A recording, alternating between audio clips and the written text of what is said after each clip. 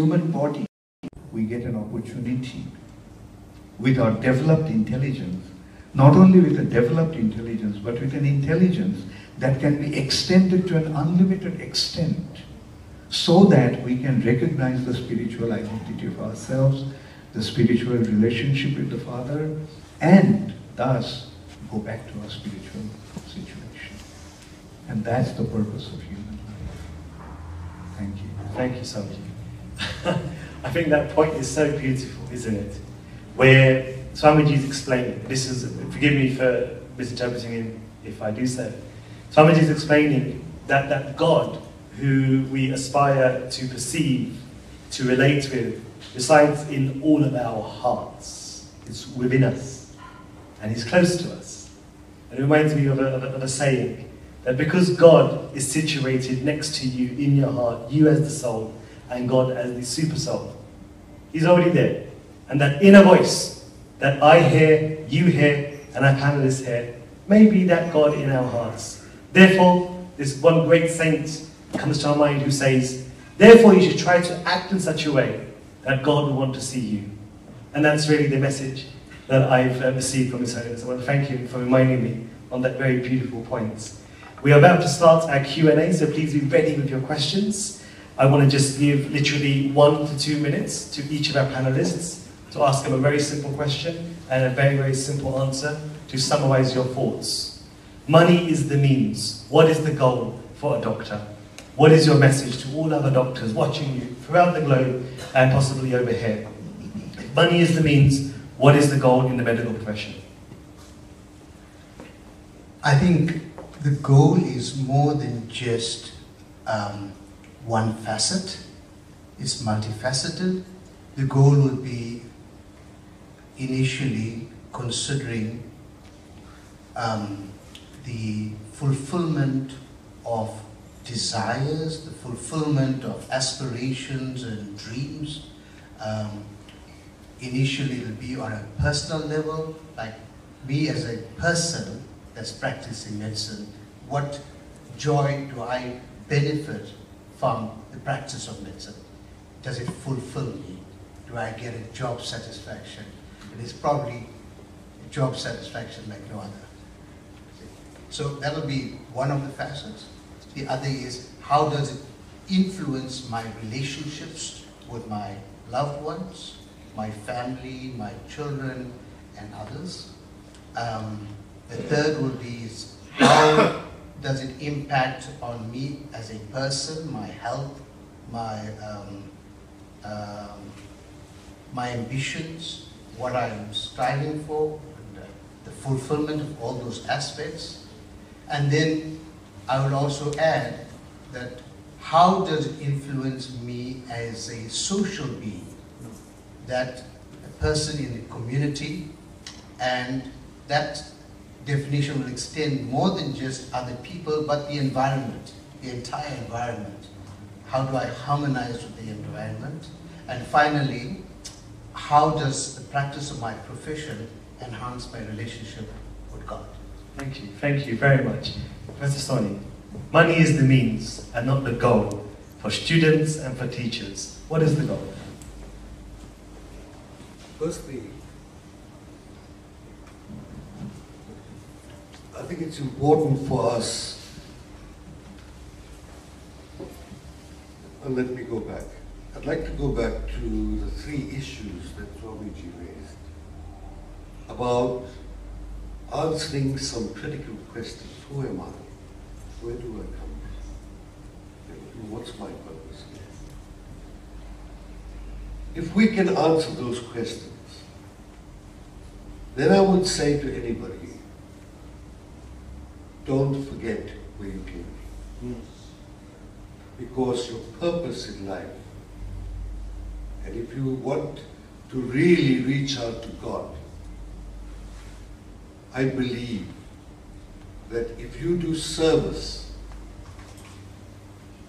where you give off yourself, strange that the system, the economic system that we've adopted in the world, it basically gets us to appropriate, take, and take, rather than say, you also can give. And anyone here who has given of themselves will tell you that it is the greatest joy. It is an eternal joy. And I would like everyone to firstly question the whole idea of wealth.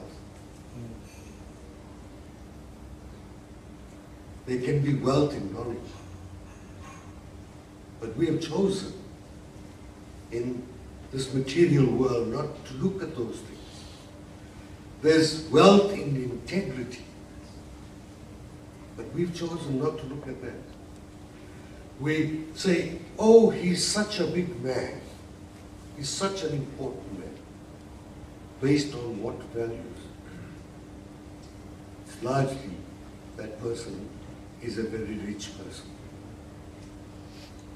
Rather than saying, here's a person who has given of himself and has given to society, so that when this person leaves earth for the spiritual world, we can say, here was a man who gave of himself.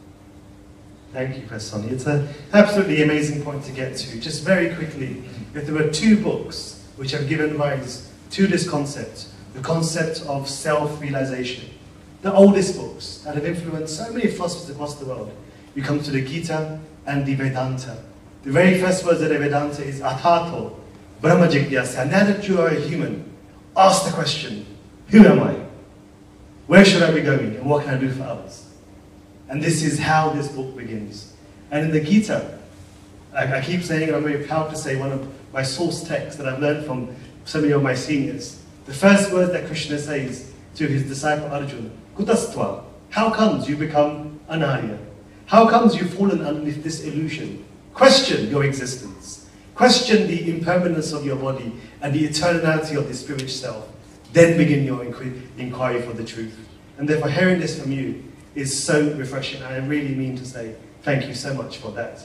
Because it really is the beginning of the philosophies that have been the greatest contributions of the greatest thinkers that have ever walked this earth. So I really want to say thanks for sharing it. It means a lot to me to hear that. Mr. Kama, money is the means and not the goal as a banker. Absolutely. What is the goal? All I'm interested in then is the share price. That's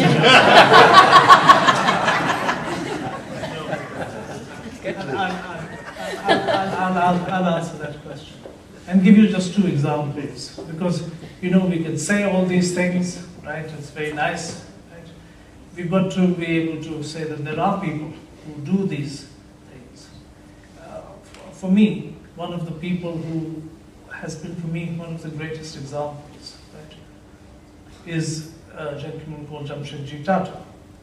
Okay, you've heard of the great Tata Empire. He was the pioneer, right, of that. What did he say at the end? What did he say? What comes from the people must go back to the people. That is the essence, right, of the Tata ethos, even today. Even the great fight which has taken place, which you all have heard about recently, has actually revolved around exactly that. That somebody felt that that ethos was being put at risk for various things which come out of management schools, that you do it this way, you do it that way, right, etc., which may be right as well. But for this group, the ethos is what comes from the people must go back to the people, right? And it does not necessarily, unfortunately, reflect in share price and things like that. And finally, I just you know, I'm sorry if Swamiji's heard this too often, right? But I give the personal example, right, of my great-great-grandfather, right, who lived in Gujarat, who became a very big railway contractor and made a lot of money, yes, and he was knighted and everything else, right. But when he was 12 years old, he was asked in school, and he came from a very middle-class family, he was asked in school, where is the river Amazon? And he said, in Africa. And his teacher slapped him. And he left school, he never went back to school, he started earning. From the first day he earned, he gave 1/3 of whatever he earned to charity. He died a very rich man, but to this day his charity still continues, right? So, for me, there is nothing other than, I think somebody said, giving is the greatest pleasure in life. Receiving is an ancillary business, right?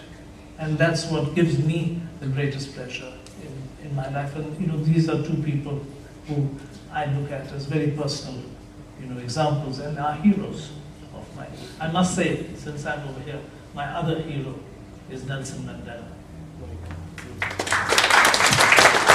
Thank you so much. Remember a famous anecdote, a Shubhashit, a philosophical anecdote.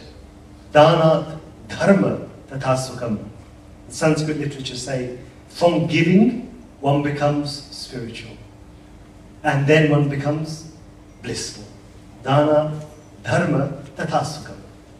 Swamiji, in close, what is your message to all of us here and for the thousands of people watching online? What would you say? You've repeatedly explained that the goal is to identify ourselves with reality beyond this world so that we can inherently do good to ourselves primarily and to others by developing a vision of the truths that exist within us and outside of us. In closing, what advice would you give for people who have taken this point on board, and what would be their next steps to the science of self-realization?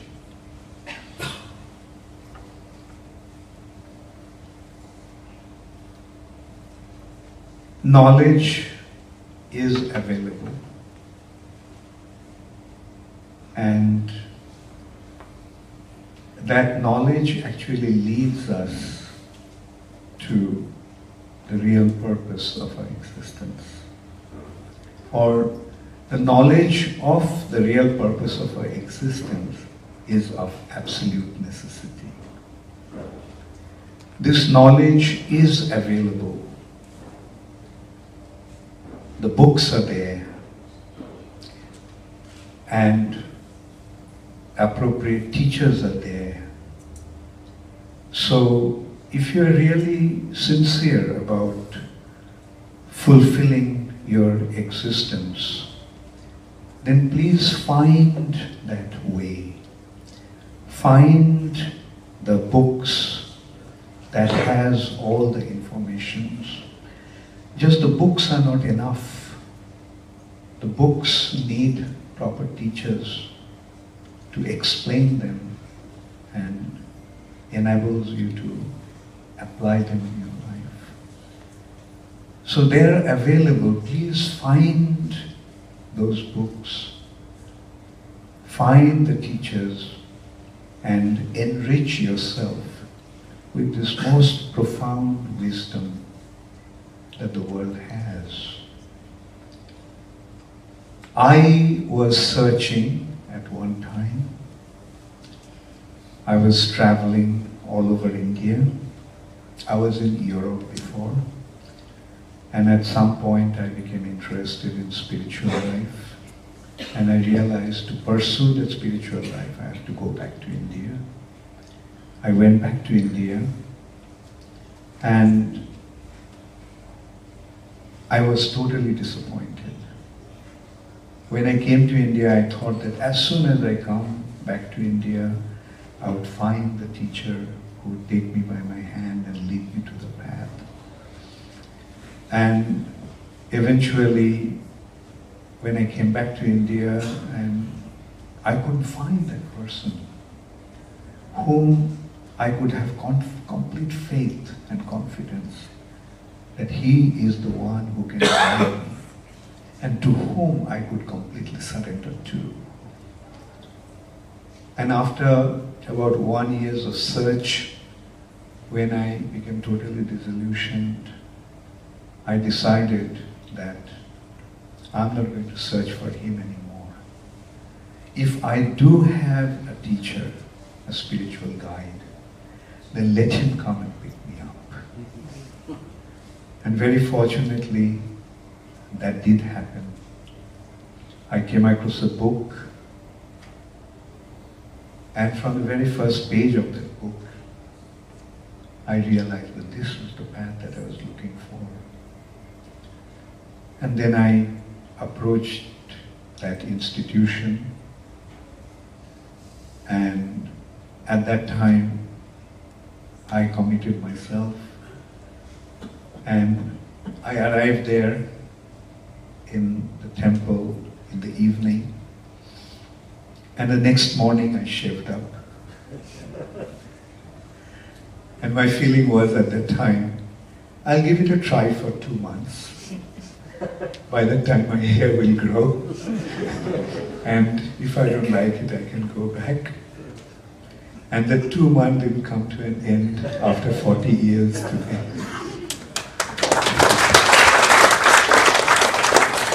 Rather, with the passing of time, my conviction is becoming stronger, and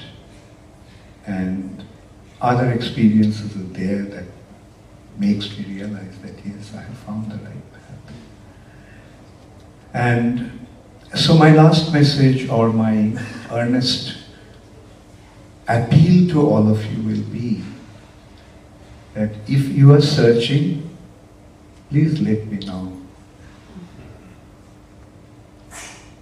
I can take you by your hand and lead you to that path because I found it. Thank you very much. I think it's amazing how you can actually have an example of a path that we all aspire for, and it means so much, I think, to all of us to know that you're an example of the very question that I asked, and I think it gives us so much hope. Questions and answer time, okay? So we have exactly about 15-20 minutes, if that's okay with the organisers. 15-20 minutes is okay for Q&A? Yep, perfect. So we have a question over here. I will come over to you and you can ask your question. Thank you, sir. Good evening. It's not a question, it's more of a comment. I actually believe that the education system throughout the world, together with the code of society under which people operate, has changed, and as a result, we have moved towards materialism, and all we focus is on money and money and money, and we forget about human values. Now, human values is all about spiritualism, distinguishing between what is right and wrong. And we just grow up in that society. I mean, I take, for instance, when you go to a shopping mall, you'll see a little child who's 5 years old, and the parents are busy taking him around, showing him different types of shoes, and the next thing is, they're telling the child, you see this shoe with the tick, that's a Nike shoe. It may cost 500 rand or 1,000 rand, but you must buy that shoe.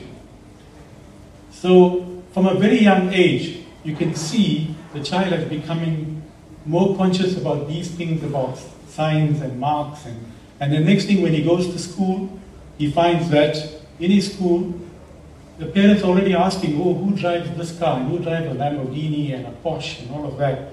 So it's all about, and then it's the education system. And the way the education system runs, it's all about money, money, and money. So I'm saying that you need to create the whole man or woman. Part of it is materialism. Yes, you do have to make a profit, you do have to make money, but you have to be fair, and hence the other aspect of human values that comes into play, which says that you must look at what is right and what is wrong. You must look at the whole thing about compassion and the moral issues that go along with it. And if one has that kind of balance, then we'll have a much better society. Thank you. Thank you so much, sir. Thank you very much. Zed, I have to ask you to comment on that, because you're very much aware about the commercialization of wealth and people who follow such marketing campaigns. What is your view on this? Well, I think you're absolutely right. But all I can say is that I don't think, in a very practical sense, you're going to be able to ensure that your children, right, are going to be immune to all the influences outside. The only way you can shape that is through the life which you lead and the example which you give them. And I don't necessarily believe that if you've given your child a pair of shoes that cost 30 and somebody's given a child that only costs 5, that is better or worse. That is a value judgment at the end of the day. What is important is, what are the values which you are imbuing in your children? What are the thought processes which they see right, coming out of yourself and your actions. Because at the end of the day, remember, you are totally responsible for everything that takes place within yourself. You can't keep blaming third parties about all these things, because as human beings, the thing which distinguishes us is that we each have choice. We must make those choices. And if we make those choices, our children in turn, right, okay, through our example are going to learn. But you're not going to be able to banish material societies. It is how do you operate in those societies as a person and as an individual, and what is the influence which you have on other people. And that's what great people have done. They've lived in very difficult societies, but they have been different in what they personally do and what are the values which people take from those people. And that is our duty in life. And I come back to, I was told very simply by my parents just one thing, right? Don't forget the poor. I come from India. Okay, I'm Indian. Great country, etc. But there are an enormous amount of poor people there. And we've got to think about that every day. If you try to keep that in your mind and do things, not just think about it, you've actually got to do things, even small things. Those are the things that make differences. Thank you, Stephen. Thank you, sir, for that wonderful comment. Any other questions that we have in the crowd? Please raise your hands. If not, I'll have to do the big boss style. यदि आपके पास कोई प्रश्न है, तो कृपया बोलिए. Anybody would like to make a comment or a question? Okay, well, I have to walk over all the way to my wife because I have asked her to make a comment on your view to Dr. Naradev. Please.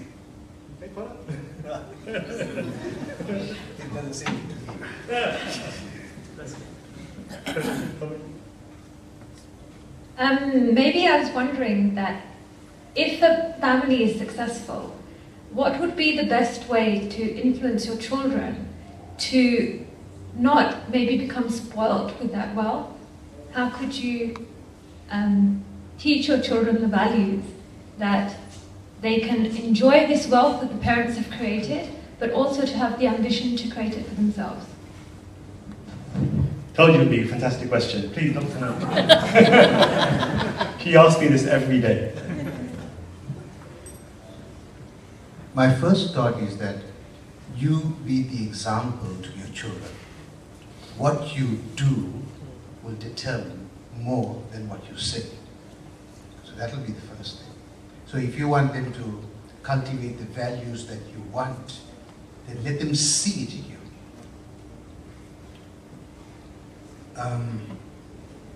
My other thoughts would be that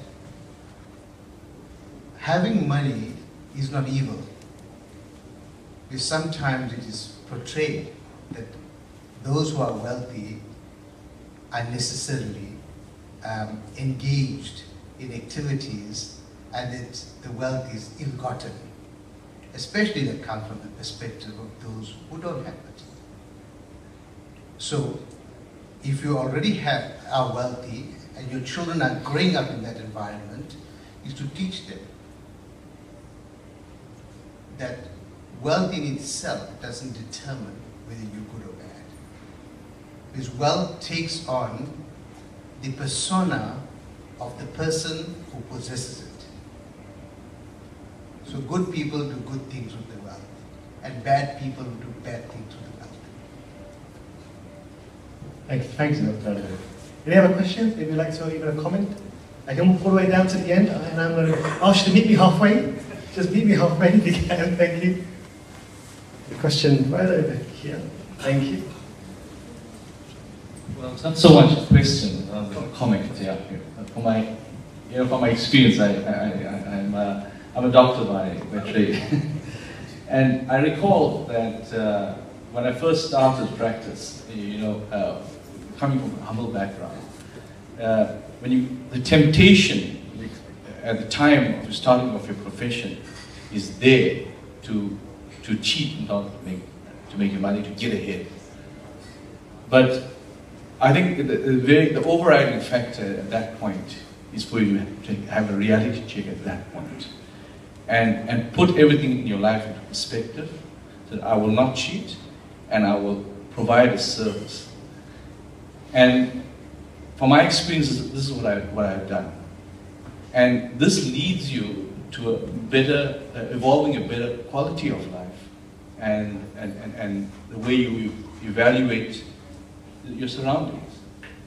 And strangely enough, I think it is one of the factors that provided me a very happy environment, happy family, happy spiritual master, and I think all of these things come as a result of a reward from a higher power. And therefore, my comment is that if I can give advice to the younger generation, is not to fall prey to commercialism and the conditioning to make money, because that is, once you fall prey to that, it's a slippery slope downwards. And I'm talking from experience. Thank you very much, Dr. G. Yes, please. Yes, of course. Very convenient. What I'd like to say is that after listening to all the speakers, what I'm going to take away today is something, is it Zed? Yeah. What Zed said initially when you asked him about leadership. And he said, a leader, a good leader, something to that effect, will have to have values, but the most important thing is he has to epitomize those values. And everything else that Swamiji said reinforced what Zed said. So that's what I'm going to take away from tonight.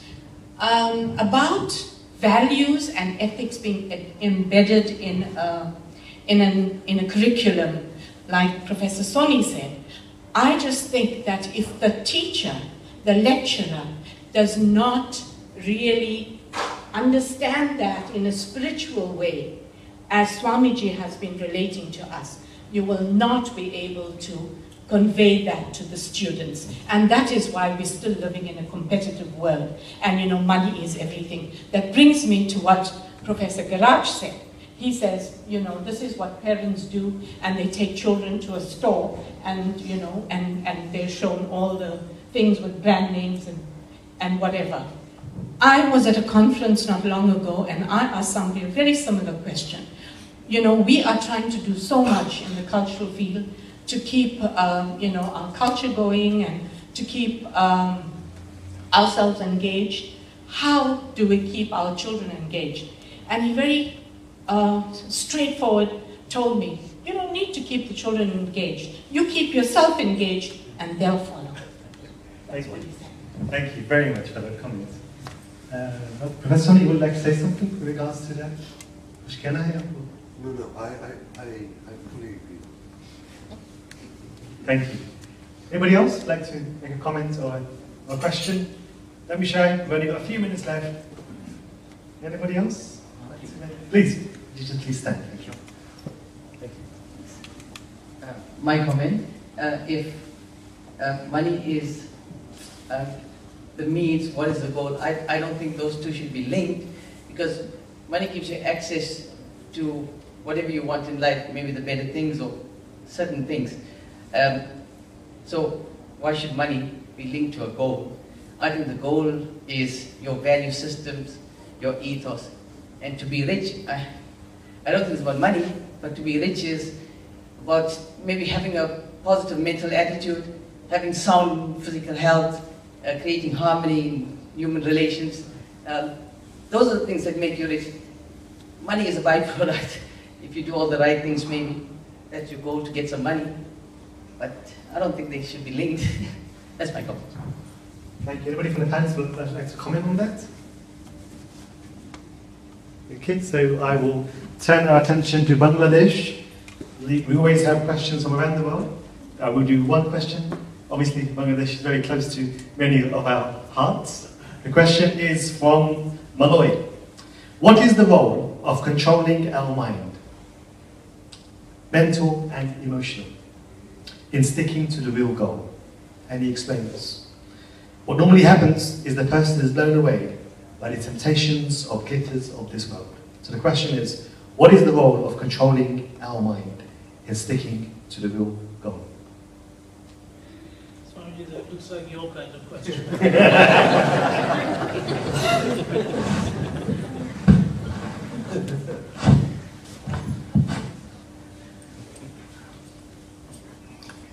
Well, I'll go back to Bhagavad Gita.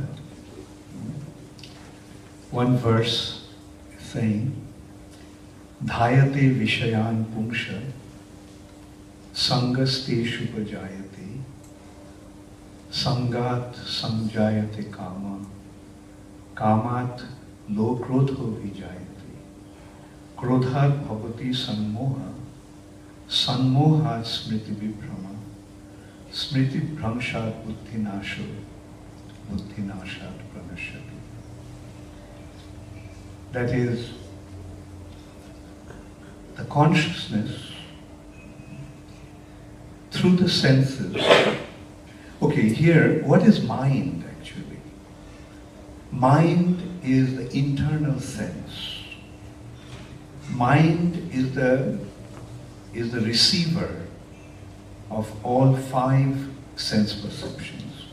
We have 5 external senses: eyes, ears, nose, tongue, and touch.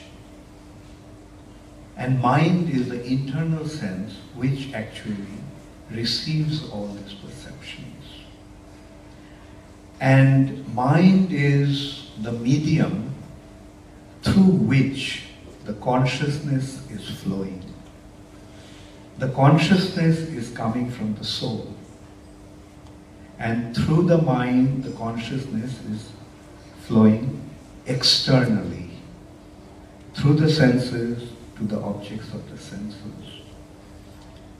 And as a result of that, lust develops, the desire to enjoy. And when this desire for enjoyment is frustrated, anger develops. Kamat krodho vijayate. Krodhat bhavati sanmoha. Due to anger, one becomes bewildered. And as a result of that, he loses his intelligence. Buddhinashat pranashyati. And when one loses his intelligence, he is doomed. So when we allow the mind to flow, take the consciousness externally, then ultimately it causes us to become doomed or lose our identity completely. Now the other way the mind can go, that Krishna is saying, man mana bhavo. That is, project your mind towards me, because he is the source of all consciousness. We are individual consciousness, tiny little living entities, but we are conscious. But originally that consciousness is coming from the Supreme Personality of Godhead, who is the source of all of us. Now when we project our consciousness towards Him, that also can be done through mind. And when we do that, then we automatically surrender ourselves unto Him, recognizing how great He is and how dependent we are upon Him. And when we surrender ourselves unto Him, then He picks us up in His loving embrace, and a loving relationship develops between us and Him. That love actually leads to the ultimate joy that we all are hankering for. So this way, it is up to us to which direction we are going to project our consciousness. Through the mind, towards the material nature. If we do that, then our mind will function as our enemy.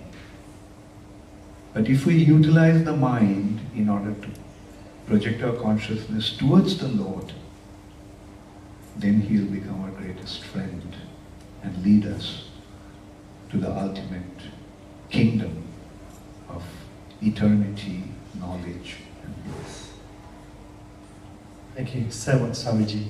On that note, it's been exactly an hour and a half that we've been inquiring submissively. We've been hearing these beautiful treasures of wisdom and, may I also say, life experiences. We've had a person who is responsible for the health of many people. We have a person responsible for disseminating knowledge.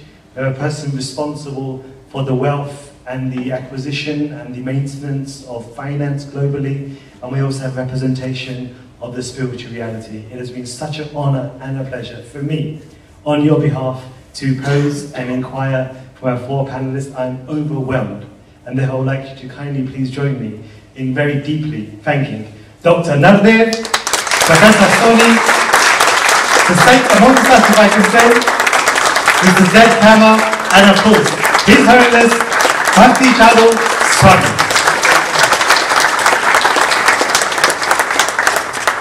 And to close, I would like to now request Dr. Shunil Ramjatan to please come on and say a few words. Thank you.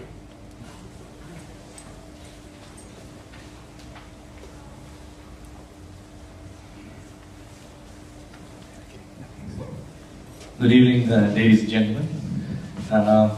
I've been tasked to do the vote of thanks, and it is a great pleasure to thank you all for attending this very unique forum. Much of what has been discussed, of course, will leave us with a lot of thoughts to ponder and give us ammunition to improve our lives going forward.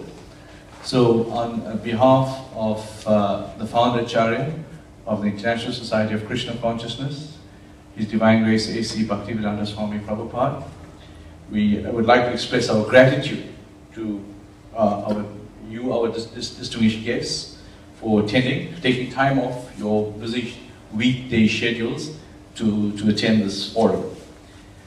So firstly, to the deep sense of appreciation, that I'd like to thank His Holiness Bhakti Charu Swami for giving birth to this type of discussion, which is very unique to our environment, and to awake our understanding of for the purpose and duties of the human being in this era, and to realize the necessity to live our lives appropriately. So thank you very much.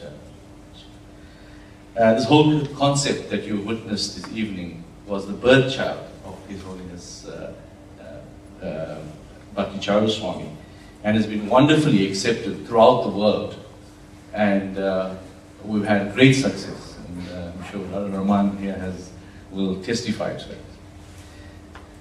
Also, I'd like to extend a special thank you to the Honorable Head of Department of Parks, Recreation and Culture, Mr. Temko Singh Nkobo, with whom we hope to foster a long association going forward with many of our cultural events.